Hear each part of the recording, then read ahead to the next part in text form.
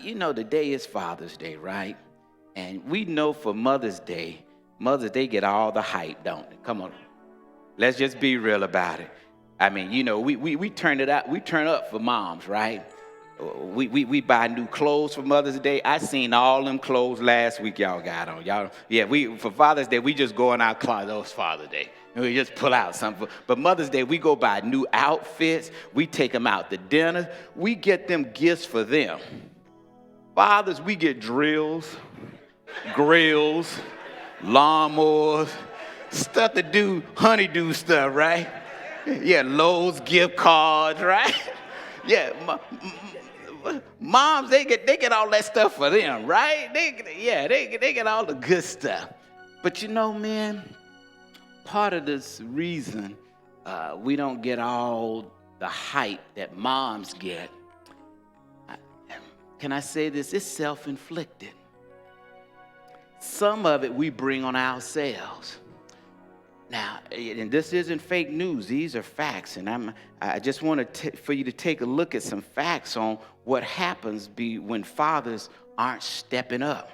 Okay, children obesity happens when fathers aren't there. 2.5 times higher than when they are. What's some other facts? The absence of a biological father contributes to high malnutrition. Just kids having to find some place to eat in the summer. Most of them will come from single-parent homes. The highest number, listen to this now, of children with absentee fathers is in Delaware, Detroit, and Birmingham, Alabama. I think it's like 61.5% in Birmingham, Alabama, no father in sight. Yeah. And then adolescent boys are more likely to be delinquent when there's no father present. Yeah, that's real. Listen, it's 279% more likely to carry guns and deal drugs when there's no father. Yeah, this is real, right? Children raised in absentee father homes, behavior problems. In school, teachers, where are my educators? Raise your hand. You all see it, don't you? You see it? Yeah, more likely to have that. What else do we see? 1 in 4 children live in a house without a dad. 1 in 4. And then watch this, 79% of children, fathers are incarcerated. All right? Listen to this. 92% of parents in prison are fathers.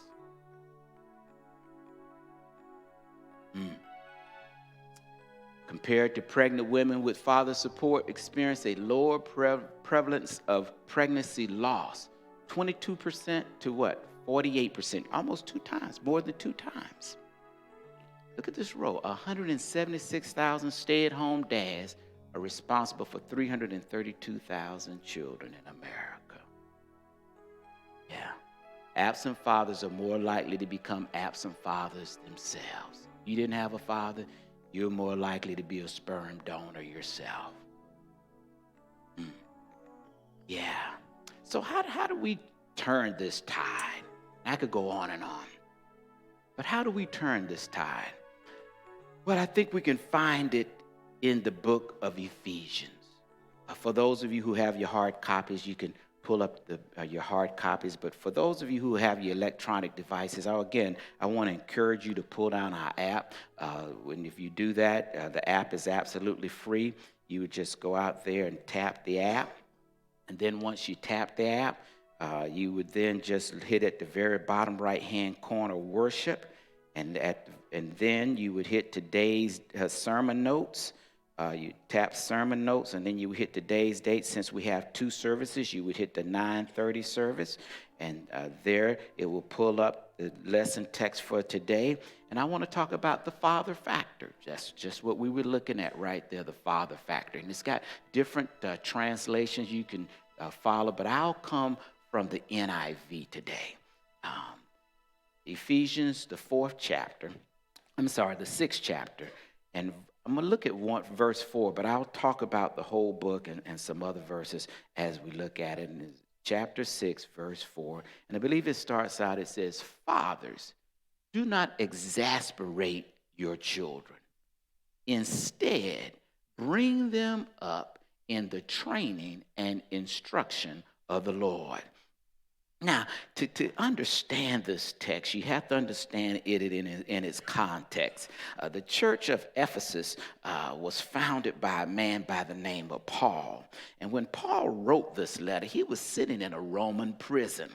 And one of the reasons, and one of the main reasons he wrote this letter was because there was some disunity in the church. And so he wanted there to be oneness in the church. And one of the areas that there wasn't oneness was in the family. And the reason being, there were folks with teenagers. Anybody got teenagers? Yeah, so there's no oneness. There's no peace in the house. When you got teenagers, there's some tension in the house when you got teenagers, because they're at that age where they think they know it all, but they don't have it all, right? They still eating your food, wearing your clothes, living in your house, talking about my room. My daddy told me I didn't have a room. In fact, I didn't have any clothes. He told me those were his clothes. And if I wanted to leave, I had to leave butt naked. Yes, indeed. Yes, indeed. So Paul wanted there to be some unity. And so one of the areas was in the family. And so in that very first verse, children, if you look at Ephesians 6:1, you need to look at that because it says, "Children, obey your parents in the Lord." And so it's important now, parents, that they're only supposed to obey you as you're obeying the Lord. And I'm going to talk about that a little bit further. So children, you have a responsibility to be able to stay in the house. Somebody ought to say amen. Amen. That's right. Yes, indeed. And so we're to obey our parents.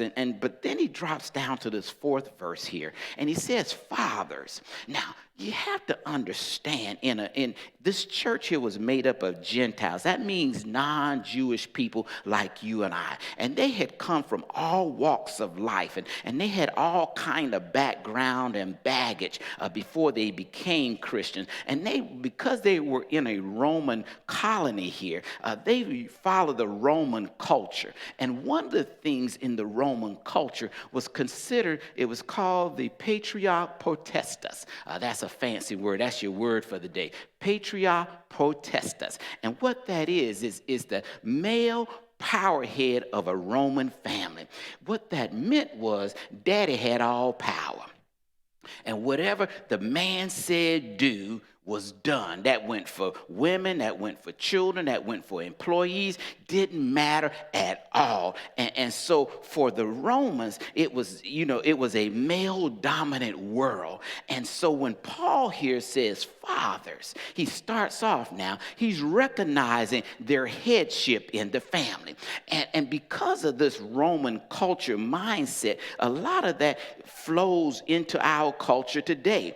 We have this male-dominant mindset of what it means to be a man. And so Paul and the Bible actually liberated women and freed up and protected children, because under the Roman law, watch this, infanticide was legal. What that is that when a child was born, all right, they would bring the child. Y'all listen up, kids.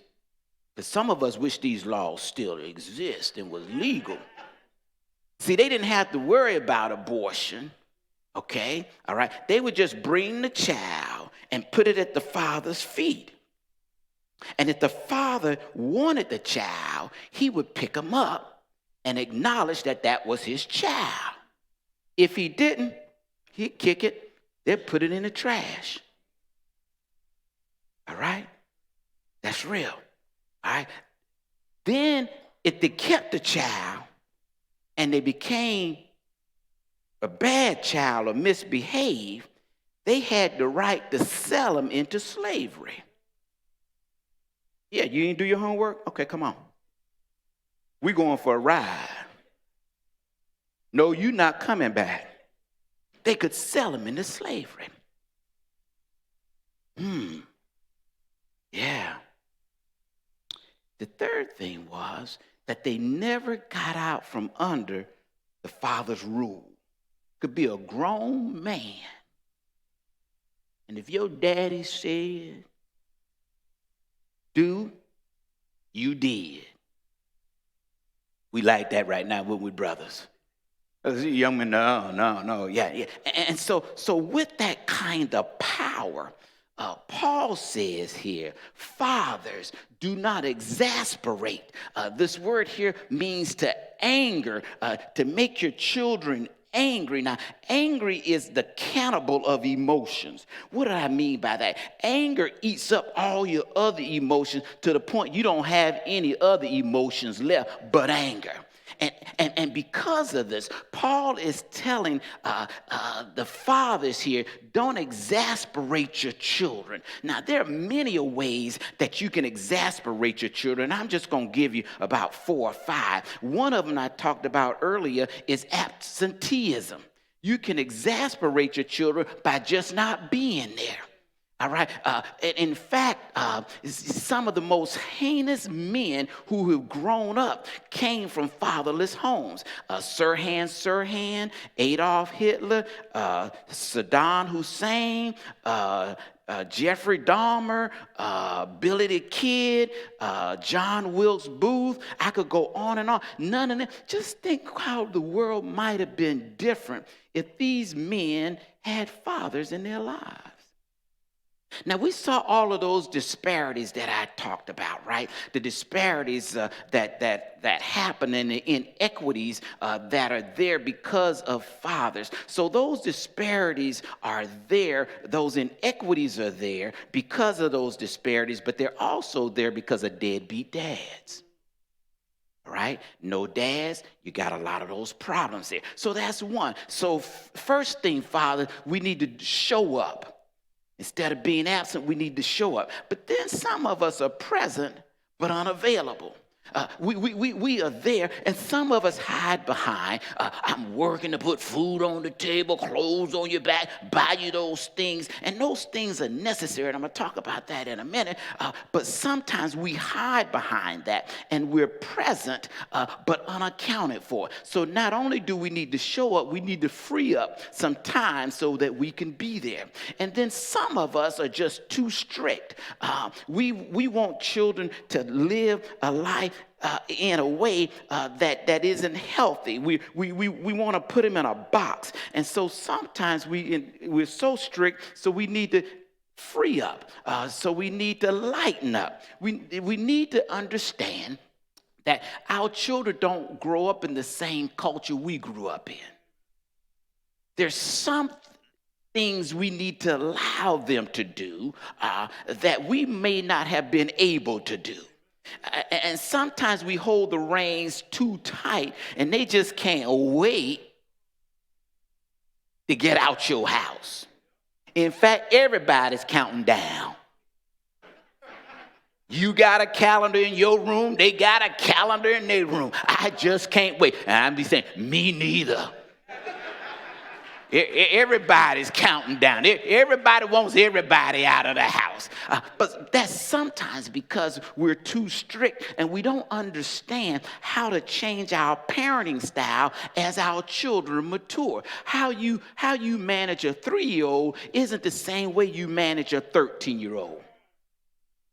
But see, we don't know how to make those adjustments. And because of that, they start to rebel. And we wonder why. And so Paul is talking about having some peace in the house. And so some of us are too strict. And then some of us are not strict enough. We're a Disneyland dad. We just figure if we just give them anything and everything that we want, that they'll love us because we're that Disneyland dad. So some of us need to tighten up and some of us need to lighten up. And then some of us are too forceful. What do I mean by that? Some of us want to live our lives through our children. Just because you didn't make it to the league,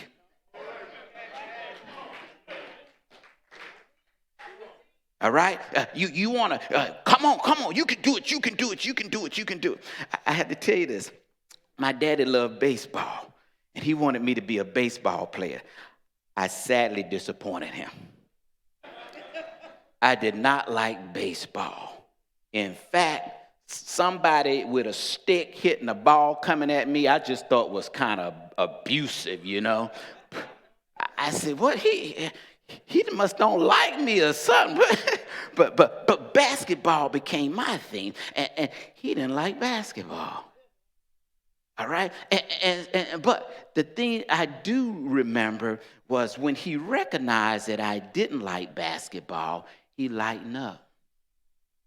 All right? So remember, your children aren't you.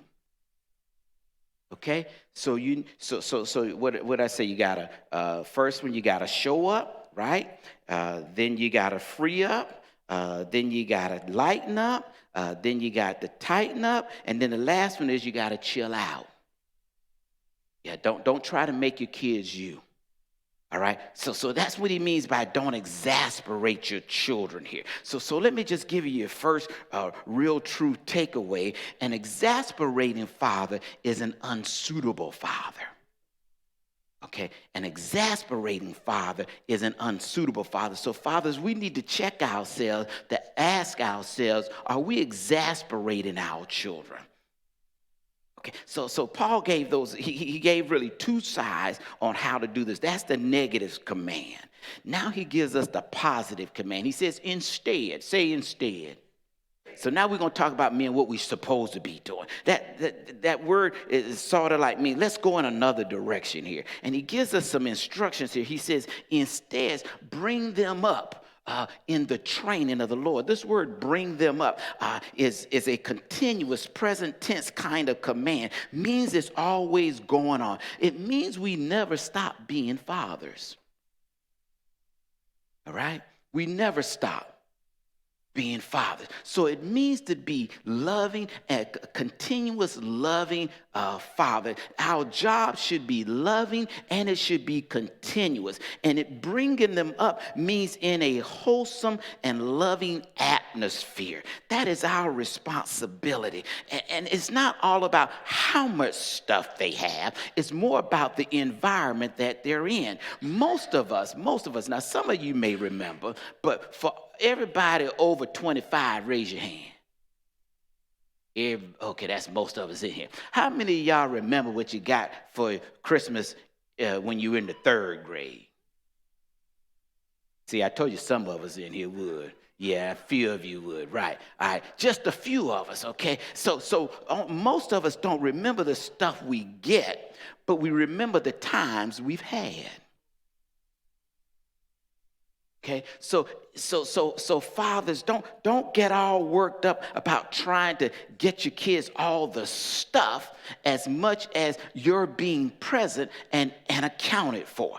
It's more important for them to know who you are. And so he's saying here now to bring them up in this wholesome kind of household tells us that the children need some things. The household needs some things. The household needs to have spiritual needs. That's the number one responsibility of a father. When we start talking about headship, it wasn't talking about being domineering. It's talking about a father who would lead a family in the way of the Lord. So the first thing is that spiritual need. Then there's physical needs. Then there are emotional needs. And then there are mental needs. And then there are financial needs. And so fathers, children need both your presence and your paycheck. All right? They both need to be there. And even if you aren't in the house, you still have a responsibility to them physically as well as financially. Because some of them figure if we just write a check, we're good. Yeah. Okay? And so he's talking about here that's the kind of household that we need to bring them up in. So what does this household look like? It talks about what the role of the father is. It talks about first about his training. Now, this is where culture and church can sometimes divide because some of y'all, how many of y'all heard of Dr. Spock? Few of y'all. Yeah, he crazy. Or is it a she? He, she, it, what? Okay, all right. He crazy. But anyway, a lot of that came out, I believe, was in the 60s, I believe, that, he was telling you this child psychology, how you ought to raise your children, how you ought to talk to them, and no punishment and all of this. But this word right here means to reprove and to discipline. Corporal punishment. Now, I have to tell you, I know something. What? Yeah. And it's talking about, go back now. You got to remember, this is a what kind of father? A loving, continuous loving father. He needs to know how to reproof and discipline a child. A lot of times, we as men, we leave that to the mama until it gets to a feverish point. Then we want to come in and back clean up. Sort of knock it out the park. All my mom had to say was, I'm going to tell your daddy. I straighten up like that. I had to tell y'all this one. Yeah, I don't know if my sister remembers this one, but I can't remember how old I was. But when they say reproof and training, that means spanking. Can I tell y'all this? Oh, look at y'all want to know. I got to tell you. I got to tell you this one. This is going to be on the internet, too. All right, I'm going to go ahead on and tell you. I got to tell you this. Training and discipline and reproof. I remember, I think I was messing with one of my sisters doing something I wasn't supposed to be doing. And my mom and dad were going, how many of y'all are in a fraternity? Yeah, like Alpha or Kappa or Omega. They had those parties every year, and I think the Alphas was in November, and they would go down to the National Guard Armory, which was down by the airport. Y'all, anybody know where Charlotte International Airport is? All right, so that's where that is, and we lived a little bit of ways from that, and my aunt was keeping us, and she might be watching. She'll remember this, and I wasn't behaving. So she called my dad. I don't know how she got in touch with him because there were no cell phones. There were no pages. I don't know how in the world she got in touch with him at a party. I got to go back and figure that out. So she called my daddy. And I'm still cutting up, acting the fool because, I'm the man of the house. Boom, boom, boom. You don't tell me what to do. Boom, boom. Next thing I know, come here, boy. What you doing here? Do you know my daddy beat my butt and went back to the party? I don't know if I was more mad because I got a beating or that he went back to the party. Huh? Do you see what I'm talking about? Loving, discipline. Okay? Parents, we got to show up. Dads, we got to show up and be there. I needed that. Now, I ain't tell them that then, but I know now, if he didn't nip that in the butt then, I wouldn't be standing here now because he wasn't afraid to show up. All right? Because I showed out. He showed up. So, fathers, we got to learn how to show up when our children show out. They got to know that there is some guidelines. Because here's this next part. It says, now that's the training part. That's the boot camp. That's teaching them life responsibility, that there are repercussions and consequences for their actions. You see, because, can I talk plain? If we don't teach them, the state will. All right? Don't y'all know that prisons are built on third grade reading scores and things of that nature? And we just saw what happens when children don't have a father in the home. Their grades suffer. They don't learn in school. They act up in home. We got to show up. All right? Now, I'm not talking to you all because y'all are here. So y'all can tell your friends. That's what I'm telling you. So don't. I see some of y'all, you talking about me. No, y'all here. Y'all have shown up. And I thank you. Let's give our men a round of applause.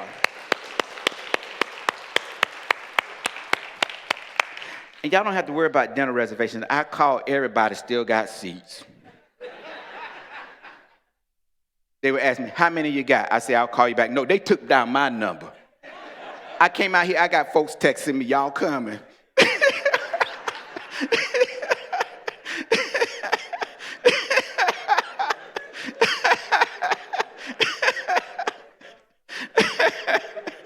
Oh, all right, what was I? Okay, yeah, all right. So that's the training. That's the boot camp of life. And our children need it. But then he says, and instructions.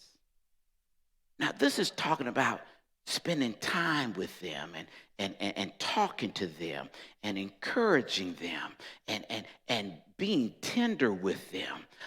It's really, that word means putting things in their minds. All right? Now, here's the thing. Most of us, when we think about that kind of thing, we think of a classroom kind of setting. But this isn't what this word means. In fact, I couldn't think of a better way to do it than to give you a passage of scripture. It's Deuteronomy chapter 6. And if you got the app, it should be right there on the app. Chapter 6, verses 4 through 9, I believe it is. And listen, look at what it says here. It says, "Hear, O Israel, O Lord, the Lord our God is one." It says, look at, love the Lord your God with all your heart, with all your soul, and with all your strength. These commands that I give you today are to be on your hearts. Now, look what he says, how you're supposed to do this now. Look what it says. Impress them on your children. Now, this word impress means like a stamp. You're going to stamp it on them that like it won't go anywhere. It's not, it's like it's there, right? Impress them on them, right? Impress these commands, what God tells you to teach your children. And look here how he tells you to do it. Talk about them when you sit at home. Watch this now. And when you're walking along the road, when you lie down, and when you get up. Listen now. Listen what it says. Tie them as symbols on your hand and bind them on your foreheads. Write them on the door frames of your house and your gates, right? Now, what is he talking about? He's talking about how you live. He's talking about your lifestyle. He's talking about how we model in front of our children. Your children learn more from you, from your lifestyle, than they do from your lectures. All right? They learn more from you, from your lifestyle, than they do from your lectures. And so he's talking about here now that we need to spend some time with them. Some of the most heartbreaking things I see, and I want y'all to observe it when you go out to dinner. Like I said, you're not going to have no problem. But when you go out to dinner, watch how much time is spent in conversation or people on their devices. I've seen kids, when I used to go to the barbershop when I had hair.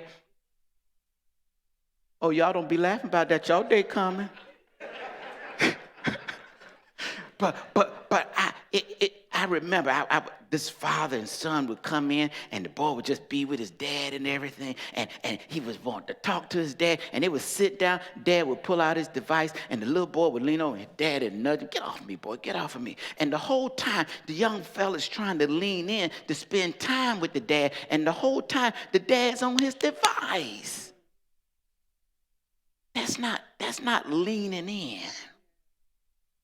All right? And so let me give you a second nugget here. A father must balance between being tough and being tender. All right? We got to know when we need to be tough and when we need to be tender. That's what our children need to see. That's a healthy kind of father. We don't need to always bring down the hammer on a because it then causes them to reject authority. But if they can see, oh, you can love me and you can spend time with me. In fact, I was reading, I saw somewhere that it says, listen to this. This is a sad statistic. That do you know how much time most fathers spend with their children in a week? 37 seconds. of the day, I'm sorry, I said a week, 37 seconds a day with their child.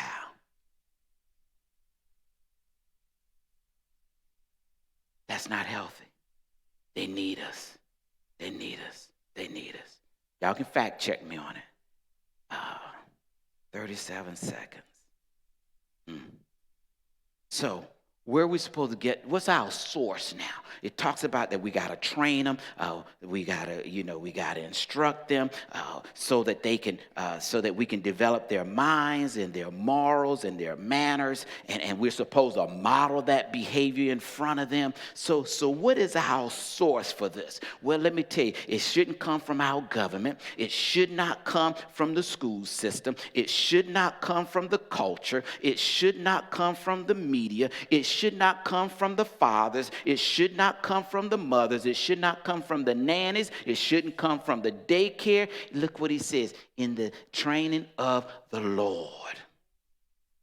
That's our source. That's our source of how we're supposed to raise them up. That should be our guide on where we get how they're to live their lives and what they should do and what they should not do. That book is timeless. There are timeless principles in there that we as fathers need to follow, and that we have a God that loves us so much that he wrote us 66 love letters. And inside of those love letters, it tells us how to do everything we need to know how to do, from raising our children to managing our money to managing our relationships. However we need to get to know folks and to be in oneness with one another, it is in the book. You know, I get so upset when I hear people say, well, there's no book on how to raise children.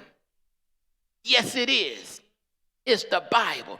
God gave us the book. And if we would just follow the book, then there's some things that will happen so much differently. Let me just show you. I showed you the negative things, what happens when there's no father. But let me show you some of the positive things. When a godly father is involved in a child's life, it's the likelihood that they'll get A's just by being present there, just by being involved. Let me show you another. The 3 states with the lowest rate of absent fathers. Somebody told me this Utah rate might be a little slanted, but you got Utah, North Dakota, and Idaho. You know, well, that's a whole other factor. But the fathers are there. Yeah, they might have 50 children in a household, but they're there. Some of y'all catch that, yeah. What's your boy's name? No, we won't even go there. Sister Wives and all of that. I know y'all be watching that. There's this one couple trying to get a new wife, and the brother's all for it, and they said, I don't know why she all upset. Well, let me know. I know it's not working in my household. Well, let me just tell you this. I got enough to handle at home. That we just leave that right there. Yeah. That deserves a sip. All right. Allowing new fathers to be involved in the care and life of their child, it's going to have long-term positive benefits. What are some of the other things that happen here next? Involved dad leads to less distress in toddlers. Just at an early age, just by his being there, you know, doing daddy duty. That's a joy. Just spending time. That just calms them down. To hear that father's voice. You have dad involved. Pregnancies go down. Healthier babies that you have. Girls are less likely to be involved in sex early, taking risky chances because they're looking for love. They're looking for that companionship that they needed from a dad, but they're giving their bodies up thinking that that's what they can have. Father, spend some time with your daughters. Take them out on dates. You know, just take them out on dates and let them see how a man is supposed to treat them. And one thing that they're doing, they're watching how you treat their mama. So don't get upset when they bring home somebody that treat them like you treat their mama. Thank you. I got a few. Well. Yeah. The higher the relationship with the father, the less that sexual activity goes down, okay? Children who live with their fathers, I said that earlier, do better in school. Okay? Fewer behavior problems for our young men. A lot of times, if trying to figure out what's wrong with little Johnny missing his daddy. You know what we end up doing? Putting him on Ritalin, medicating him, okay? Because you're trying to get him to balance out something physically that's really a spiritual problem. All right? Yeah, children who have dads are less likely to be mistreated. Dad, go to PTA meetings. Teachers need to see you. I remember one time going up to the school and the eyes got like this. I said, yeah, I got a child here. When you show up, brothers, things happen. Because they're not used to seeing us, especially men of color. Yeah, just go and just say, I'm just here to sit and watch. Just be there. Watch what happens. Yeah. Emotionally, social well-being, all better. Because the dad is there. All of that, better. Less likely to carry guns and do drugs. Just because the dad's in the house or in their lives. Less likely. Much as young men think they don't like their daddy, they love them. And they're right, brothers. Come on. If you had your daddy, you're like, come on. Yeah. The brothers over there, brothers didn't even want to raise their hands high. Go ahead, man. Y'all can show some love. Go ahead and show the love. Go ahead and raise your hand. Yeah, young fella, they didn't even want to raise their hand.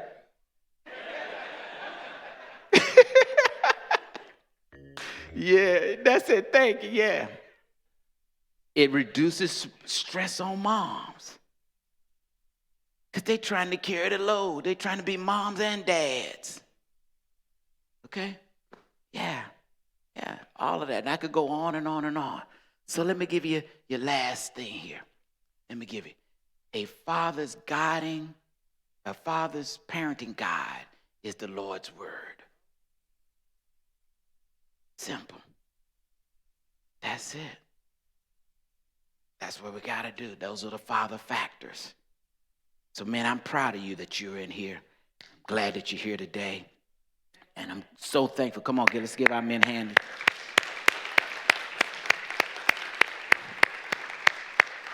But we got to keep stepping up to show other fathers the importance of being that father. So let me just give you 3 takeaways here. Let me give you your first one. Children need their fathers to be present, not perfect. Y'all hear that again? Children need their fathers to be present, not perfect. They're not looking for perfect fathers. They just want their fathers to be there. Children develop their morals from their father's lifestyles more than they do their lectures. Don't be telling them what you want them to do. Show them. Yeah, be a man. Don't talk about being a man. Be a man. All right? As I said earlier, children need your presence and your paycheck. Yeah. They need it. Even if you're not living in the house. Don't come to me and say, she won't let me see my kids. That's a cop-out, brothers. That's a cop-out. There's a thing called the courts. And if you want to see them, she can't stop you from seeing them. Don't have that child come to you 20 years later. Well, your mom wouldn't let me see you. They're going to know you're lying. Don't play that card. Step up. Be a man. So here's your bottom line.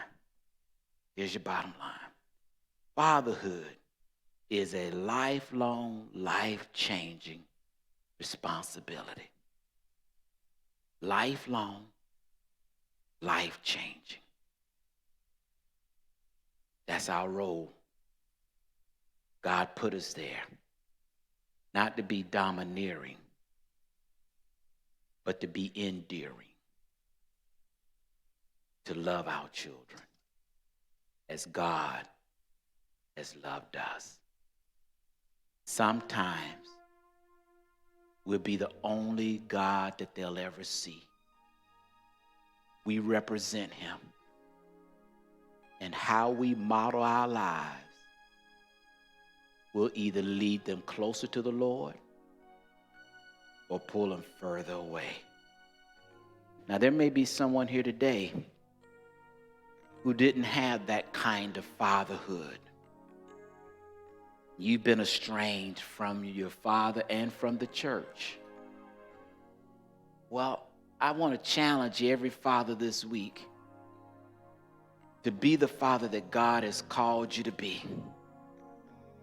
Just be the father he's called you to be. You got some children, call them and say, you know what? I messed up. Just own it. And then start where you are. Just start where you are. You can't get back what you lost, but you can build from where you are.